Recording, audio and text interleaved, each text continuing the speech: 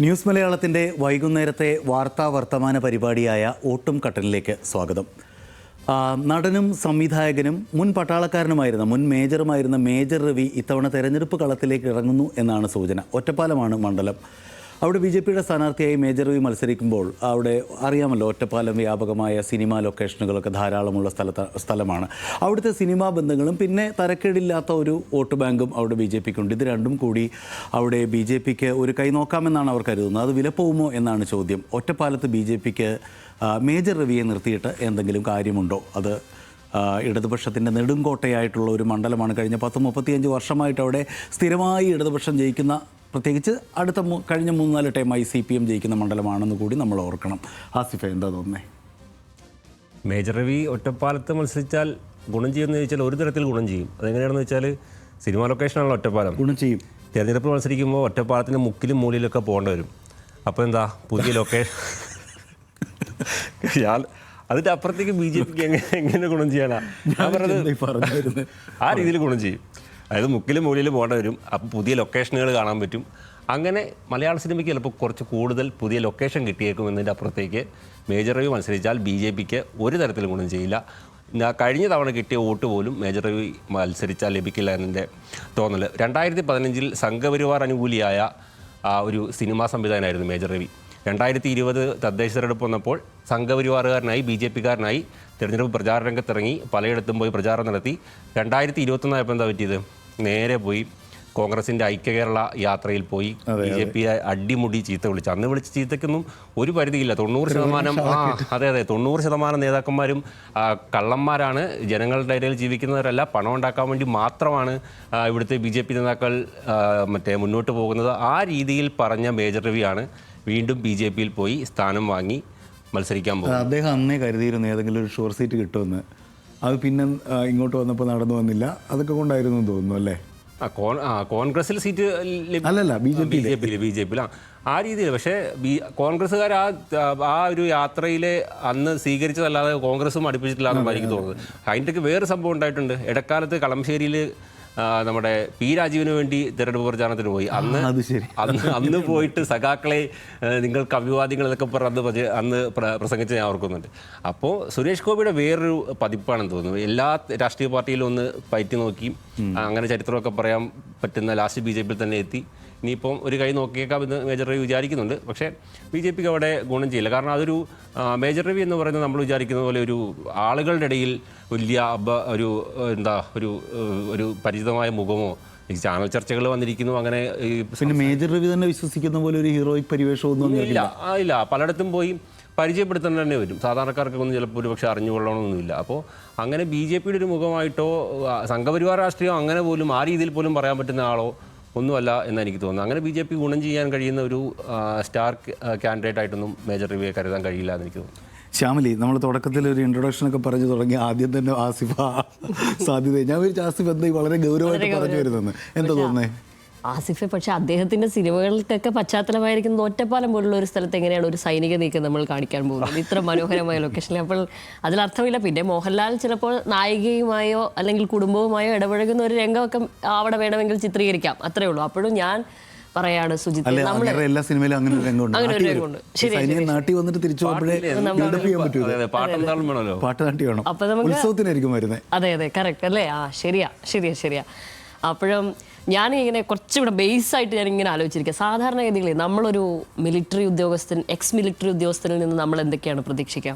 അവർ ഒരു രാജ്യത്തിൻ്റെ ഒരു സംഘർഷ പശ്ചാത്തലത്തിൽ, അന്യരാജ്യവുമായിട്ടുള്ള ഒരു സംഘർഷ പശ്ചാത്തലത്തിൽ മാധ്യമങ്ങളിൽ ലൈവ് വരുന്നു, നമ്മുടെ സൈനിക നീക്കവും പിന്നെ മുൻകാല ചരിത്രവും ഇതൊക്കെ വിവരിക്കുക. പിന്നെ സ്വാതന്ത്ര്യ ദിനാഘോഷ വേളകളിലും റിപ്പബ്ലിക് ദിനാഘോഷ വേളയിലും ഒക്കെ വന്ന് നമ്മളുടെ രാജ്യത്തിൻ്റെ ദേശീയ സംസാരിക്കുക. അതൊക്കെയാണ് ഒരു എക്സ് മിലിറ്ററി ഉദ്യോഗസ്ഥൻ സാധാരണമായി ചെയ്യുക. സമൂഹത്തിനും അവരോടുള്ള ഒരു ബഹുമാന്യ വ്യക്തിത്വം, നമ്മുടെ രാജ്യത്തെ സ്നേഹിച്ച ഒരാളോടുള്ള ബഹുമാന്യ വ്യക്തിത്വം എന്ന നിലക്ക് തന്നെയാണ് നമ്മളും അവരെ പരിഗണിക്കാറും. ഇങ്ങനെയൊക്കെയാണ് സാധാരണഗതിയിൽ സമൂഹം അവരെ കണ്ടുവരുന്നത്.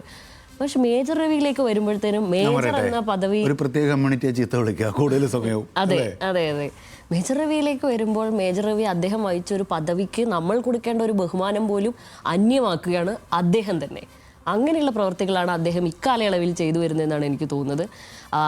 അതിപ്പോൾ സിനിമ എടുത്താണെങ്കിലും അദ്ദേഹം വിസ്മയിപ്പിക്കുന്നു. അത് കഴിഞ്ഞിട്ടാണ് ഈ പറയുന്നതിൽ രാഷ്ട്രീയ പാർട്ടികളാണെങ്കിൽ 3 മുന്നണികളിലും ഒരു കൈ നോക്കി പയറ്റുകയും പലയിടത്തും അപഹാസ്യനാകുന്ന പോലെയൊക്കെയാണ് അദ്ദേഹം പെരുമാറാറ്. ഇപ്പം പറഞ്ഞതുപോലെ ആദ്യം BJP വേദിയിലെത്തുന്നു, പിന്നീട് കോൺഗ്രസ് വേദിയിലെത്തുന്നു, ഒരു ചെറിയ ശതമാനം ഇടതു മുന്നണിയിലും ഒരു കൈവച്ച് അഭിസംബോധന ചെയ്യുന്നു. അതിനുശേഷം വീണ്ടും ഖർവാപ്പസി എന്ന് പറയുന്നത് പോലെ BJPയിലേക്ക് എത്തണം. പക്ഷേ അതിനുള്ള പലപ്പോഴും പക്ഷേ BJPയുടെ ഒരു പ്രത്യയശാസ്ത്ര ആഖ്യാനത്തിന് ഒപ്പമോ എതിരോ ആയിട്ടൊക്കെയാണ് അദ്ദേഹം പല ഘട്ടങ്ങളിലും സഞ്ചരിച്ചിരിക്കുന്നത്. അത് അദ്ദേഹത്തിൻ്റെ ചരിത്രം നോക്കിയാൽ തന്നെ മനസ്സിലാവും. പക്ഷേ ഇപ്പോൾ കൺസിസ്റ്റൻ്റ് ആയിട്ട് BJPയുടെ ഒപ്പം അദ്ദേഹം സഞ്ചരിക്കാൻ മനസ്സുകൊണ്ട് മുതിരുന്നുണ്ടെന്നാണ് എനിക്ക് തോന്നുന്നത്. കാരണം എമ്പുരാൻ വിവാദമൊക്കെ വന്ന സ്ഥിതിക്ക് ആദ്യം പുറത്തിറങ്ങിയ ഓപ്പറേഷൻ സിന്ദൂർ വരുന്നു. അതെ, അതുകൊണ്ട് എമ്പുരാൻ വിവാദം വന്ന സമയത്ത് സുജിത്തിന് ഓർമ്മയുണ്ടാകുന്നില്ല എനിക്കറിയാൻ തോന്നുന്നു. ആദ്യം അദ്ദേഹത്തിലെ സിനിമാക്കാരനും അദ്ദേഹത്തിലെ ക്രാഫ്റ്റ്മാനും ഒക്കെയാണ് ഉണർന്നിരുന്നത്. അന്നിപ്പോ സംസാരിച്ചു ഗംഭീര സിനിമയും ഇത്രയുള്ള ഒരു മേക്കിംഗ് ഒന്നും ഞാൻ കണ്ടിരുന്നില്ല എന്നൊക്കെയാണ് പറഞ്ഞത്. അത് കഴിഞ്ഞപ്പോഴത്തേനാണ് സംഘപരിവാർ അങ്ങ് ഉണർന്നത്. അത് കഴിഞ്ഞപ്പോഴത്തേനാണ് അദ്ദേഹം പറയുന്നത് മുസ്ലിങ്ങളെ ഹിന്ദുക്കൾ കൊല്ലുന്നു എന്ന രീതിയിൽ ഗുജറാത്ത് കലാപത്തെ ചിത്രീകരിക്കുന്നത് ഏകപക്ഷീയമായിട്ടാണ്. അതുകൊണ്ട് തന്നെ അതൊരു വർഗീയതയാണ് ചിത്രീകരിച്ചിരിക്കുന്നത്. അതുകൊണ്ട് അവർക്ക് ഉത്തരവാദിത്തമില്ലാതെ പൃഥ്വിരാജും മുരളി ഗോപിയും അത് ചെയ്തിരിക്കുന്നു എന്നുള്ള തരത്തിൽ ഉൾട്ട പ്രത്യേകിച്ച് അവന് പെട്ടെന്ന് മലക്കം മറിയുകയാണ്.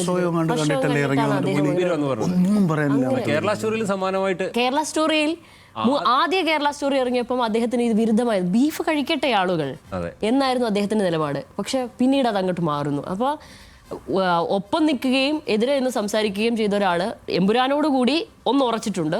ഇപ്പോൾ നിലവിൽ BJPയോട് കൂടെ സഞ്ചരിക്കാം എന്നൊക്കെയാണ് അദ്ദേഹം പറയുന്നത്. അതാണ് ഞാൻ പറയുന്നത്, അദ്ദേഹത്തിന് അതായത് നമ്മൾ ഒരു സമൂഹം എന്ന നിലയ്ക്ക് ഒരു എക്സ് മിലിറ്ററി ഉദ്യോഗസ്ഥന് നമ്മൾ കൊടുക്കേണ്ട ഒരു ബഹുമാന്യം പോലും അദ്ദേഹം തന്നെ അന്യമാക്കുന്ന പോലെയാണ് അദ്ദേഹത്തിൻ്റെ പ്രവൃത്തികളൊക്കെ ഉള്ളത്. അതിനിയും തുടരാനേ സാധ്യതയുള്ളൂ. അപ്പോഴും ഞാൻ പറയുന്നത് BJP എന്നൊരു പാർട്ടി ഒരു സിനിമ പ്രൊഫൈലുള്ള ഒരാളെ കളത്തിലിറക്കുന്നത് സുരേഷ് ഗോപിയെ പോലെയുള്ള ഒരാളെ കണ്ടിട്ടാണെങ്കിൽ അത് അടിമുടി പതറുന്ന ഒരു സ്ട്രാറ്റജി ആയിരിക്കും. കാരണം സുരേഷ് ഗോപി എന്ന് പറയുന്നത് മറ്റൊരു തരം ഓഡിയൻസുള്ള, മറ്റൊരു തരം വ്യക്തിത്വമുള്ള, പ്രഭാവമുള്ള മറ്റൊരാളാണ് അദ്ദേഹം. അദ്ദേഹത്തിനോട് കിടപിടിക്കുന്ന രീതിയിൽ അതേപോലെയുള്ള ഒരു സ്റ്റാർ വാല്യൂ ഒക്കെ ഇദ്ദേഹത്തിന് കൽപ്പിച്ചു കൊടുക്കുന്നതെന്നുള്ളത് അബദ്ധമാണ്. പ്രത്യേകിച്ച് പാലക്കാട് ജില്ലയിൽ BJP ഇത്തവണ വലിയ കണക്കുകൂട്ടലിലാണ്. കാരണം അവർ 3 മണ്ഡലങ്ങളെങ്കിലും നമുക്ക് അനുകൂലമായി വരുമെന്ന് പ്രതീക്ഷിക്കുകയാണ്. അപ്പോൾ ഒറ്റപ്പാലം പോലെയുള്ള ഒരു സ്ഥലത്ത് നിലവിൽ അവർക്ക് 2ാം സ്ഥാനത്തേക്കെങ്കിലും ഉയരണമെന്ന് ആഗ്രഹിക്കുന്നുണ്ടെങ്കിൽ തീർച്ചയായും മേജർ രവിയെ പോലെയുള്ള ഒരാളെ അവിടെ നിർത്തുന്നത് അബദ്ധമായിരിക്കുന്നതാണ് എനിക്ക് പറയാനുള്ളത്. ആസിഫിനോട് ചേർന്ന് കഴിഞ്ഞ തവണ അവിടെ P. വേണുഗോപാൽ ആയിരുന്നു മത്സരിച്ചിരുന്നത്. ഇപ്പോഴത്തെ വെസ്റ്റ് ജില്ലാ പ്രസിഡന്റോ മറ്റാണ് അദ്ദേഹം. കഴിഞ്ഞ 3 തവണയും അദ്ദേഹമായിരുന്നു മത്സരിച്ചത്. വലിയ തിരക്കേടില്ലാത്ത 10-25,000 വോട്ടൊക്കെ അവിടെ സംഘടിപ്പിക്കാനും പറ്റിയിട്ടുണ്ട്. അതിനുശേഷം ഇപ്പോൾ മേജർ രവി ഏതാണ്ട് കളത്തിൽ ചെന്ന് ഇറങ്ങിക്കഴിഞ്ഞു. അവിടെ ഇറങ്ങി ഏതോ അമ്പലമൊക്കെ സന്ദർശിച്ചു. ഈ പറയുന്ന വേണുഗോപാൽ തന്നെ ഇദ്ദേഹത്തെ ഷാളിട്ടൊക്കെ സ്വീകരിക്കുന്നുണ്ട്.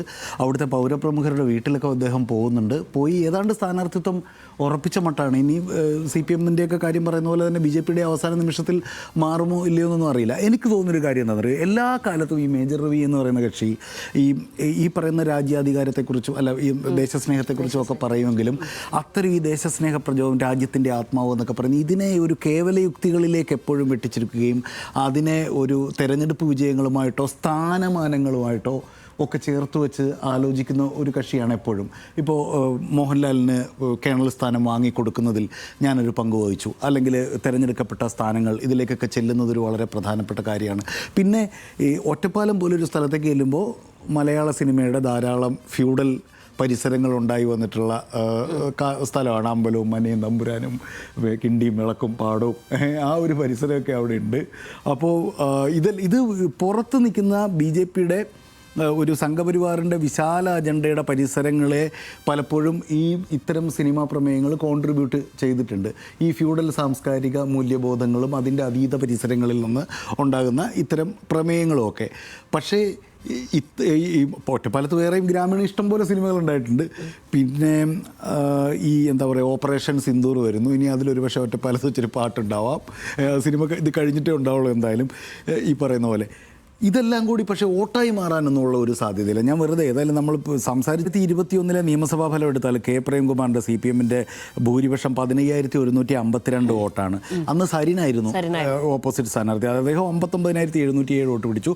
പി വേണുഗോപാൽ 25,056 വോട്ട് പിടിച്ചു. അപ്പോൾ ഇവർ എ ക്ലാസ് മണ്ഡലം എന്ന് പറയുമെങ്കിൽ പോലും അവിടെ ഒരു 25,000 വോട്ട് ബേസേ ഇവർക്കുള്ളൂ. 1987 മുതലെങ്ങാണ്ട് NCPയുടെ കയ്യിലിരിക്കുന്നു. പിന്നെ അത് പി ഉണ്ണിയുടെയിലേക്ക് വരുന്നു, എം ഹംസയിലേക്ക് വരുന്നു, പി ഉണ്ണിയുടെയിലേക്ക് വരുന്നു. അവസാനം ഇപ്പോൾ പിന്നെ നമ്മുടെ LDF സ്ഥാനാർത്ഥി പ്രേംകുമാറിലേക്ക് എത്തി നിൽക്കുന്നു.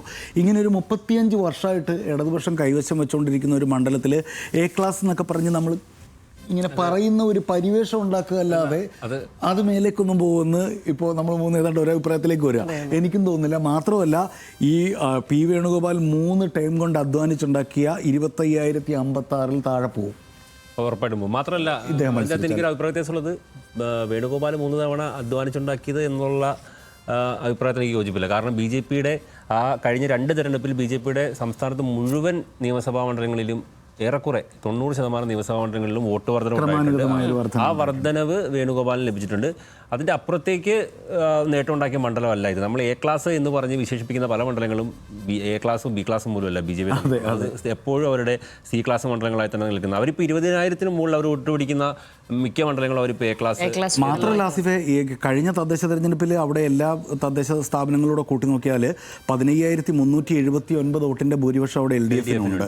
ഇപ്പോൾ ഒറ്റപ്പാലം നഗരസഭ, ലക്കിടി, അമ്പലപ്പാറ, പൂക്കാട്ടാവ്, കടമ്പഴിപ്പുറം, ശ്രീകൃഷ്ണപുരം ഇത്രയും പിന്നെ ആകെ 6-8 തദ്ദേശ സ്ഥാപനങ്ങളുള്ളതിൽ 8 ഉള്ളതിൽ 6 ഭരിക്കുന്ന LDF ആണ്.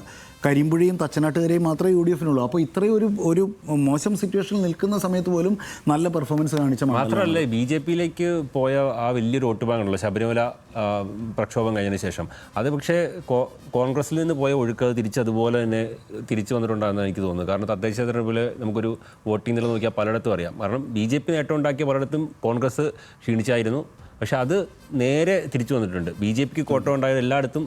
അതായത് ഒരു തെരഞ്ഞെടുപ്പിൽ വർക്കാവുന്ന ഒരു വിഷയം അടുത്ത തെരഞ്ഞെടുപ്പിൽ വർക്കാവുന്നില്ല. ഇല്ല. അപ്പോൾ നമ്മൾ ബെർസം ഇടയ്ക്ക് ഡെസ്കിൽ എന്ന് പറയാറുണ്ട്, ഒരു തവണ കൊള്ളുന്ന അമ്പ് വീണ്ടും പോയി കൊള്ളണമെന്നില്ല. അതുകൊണ്ട് ഇത്തവണ മറ്റേ പ്രത്യേകിച്ച് കൊള്ളാൻ പറ്റുന്ന അമ്പൊന്നും കയ്യിലും ഇല്ല. പഴയ അമ്പെടുത്ത് എഴുതി വോട്ട് പിടിക്കാൻ പറ്റുന്ന ആളുമല്ല. അതെ, ഇതൊരു വല്ലാത്ത പരീക്ഷണമാണ് സത്യത്തിൽ BJPയുടെ വശത്തു നിന്നുണ്ടാവുന്നത്. ഇഷ്ടംപോലെ മണ്ഡലം ഉണ്ടല്ലോ, പരീക്ഷണം നടത്തട്ടെ ചില മണ്ഡലത്തിലൊക്കെ. ഏതായാലും സാധാരണ നമ്മൾ വോട്ടും കെട്ടിനും ഇങ്ങനെ അവസാനിക്കുമ്പോൾ 3 അഭിപ്രായമൊക്കെ പറഞ്ഞിട്ട് അതിലൊരു സമവായത്തിലേക്ക് എത്തി ഇത് കൺക്ലൂഡ് ചെയ്യേണ്ട ഒരു അവസ്ഥ വന്നിട്ടുണ്ട്. ഏതായാലും ഒറ്റപ്പാലത്ത് മേജർ രവി മത്സരിക്കുകയാണെങ്കിൽ അവിടെ ഒരു മൈനർ നേട്ടം പോലും നിലവിലത്തെ അവസ്ഥയിൽ വെച്ചിട്ട് ഉണ്ടാക്കാൻ അദ്ദേഹത്തിനെ കൊണ്ട് കഴിയുമെന്ന് തോന്നുന്നില്ല. ആ രീതിയിൽ അത് BJPക്ക് ഗുണപ്പെടുമെന്ന് ഇപ്പോൾ ഇവിടെ ഉള്ള 3 പേർക്കും അഭിപ്രായമില്ല. അടുത്ത വിഷയം ഇപ്പോൾ ലോകയാണ്. ലോക 2026 ആണ്. ഇന്ന് വൈകുന്നേരം ഫൈനലാണ്. വിശദമായ വിവരങ്ങളുമായിട്ട് സരിക തയ്യാറാണ്. അങ്ങോട്ടേക്ക് പോവാം.